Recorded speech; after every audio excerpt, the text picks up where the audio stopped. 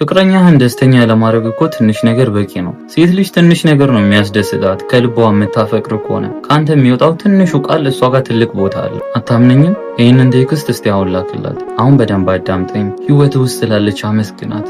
ስላወቃት በዚህን ሰዓት ካጠገብ ስለሆነች እሷን እግዚአብሔር ስለሰጠ አመስግን። በቴክስት እያንዳንዱን ነገር ጻፍ። የእሷ አንተ ህይወት ውስጥ መምጣት ለአንተ ምን እንደጠቀመ፣ በእያንዳንዱ ጊዜ እሷ ከጎን ባትሆን ግራ እንደሚገባክ፣ ለእሷ ባለ ስሜት ደስተኛ እንደሆን፣ የትኛውም ጊዜ ለእሷ ያለክ ስሜት ቀዝቅዞና ቀንሶ እንደማያክ ድብና አድርገህ ንገራት። ብትጣሉ ብትኮራረፉ ራሱ ናፍቆቷ እንደሚያስቸግር፣ ለእሷ ስሜት ትልቅ ቦታ እንዳለ፣ በጣም እንደምታከብራት፣ እግዚአብሔር ከፈቀደና ቢሳካል የወደፊት ሚስት ማድረግ እንደምትፈልግ፣ ዛሬ ላይ ጠንክረ ለመስራት፣ ጠንክረ ለመማር፣ ጠንክረ እዚህ ቦታ ለመቆም አንደኛው አጋዥ እሷ እንደሆነች እነዚህን ቃላቶችን በስቲከር ቀለል አድርገህ ላክላት። ይሄ ብቻውን ትልቅ ደስታ ይፈጥርላታል። የምሬ ነው። ከዛም በኋላ የምትልክልህን ቴክስት አይተህ ፈገግ ትላለህ። የምሬ ነው የምልህ። ቀለል ባለ መንገድ ፍቅረኛህን ደስተኛ ረካት ማለት ነው። ይሄ ኦቨር ነገር አታስብ፣ ከልክ በላይ የሆነ ነገር። ተጣልታችሁ ተኮራርፋችሁ ከሆነ ደግሞ ይቅርታ በመጠየቅ ንግግርህን ጀምር። ለእሷ ያለህን ዋጋ ከፍ አድርገህ በደንብ አስረዳ።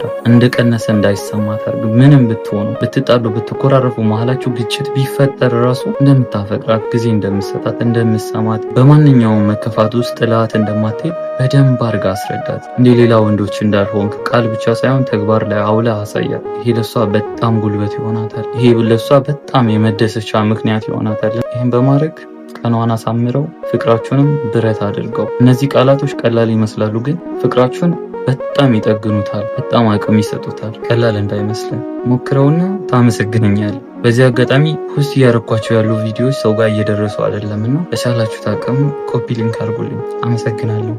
እወዳችኋለሁ።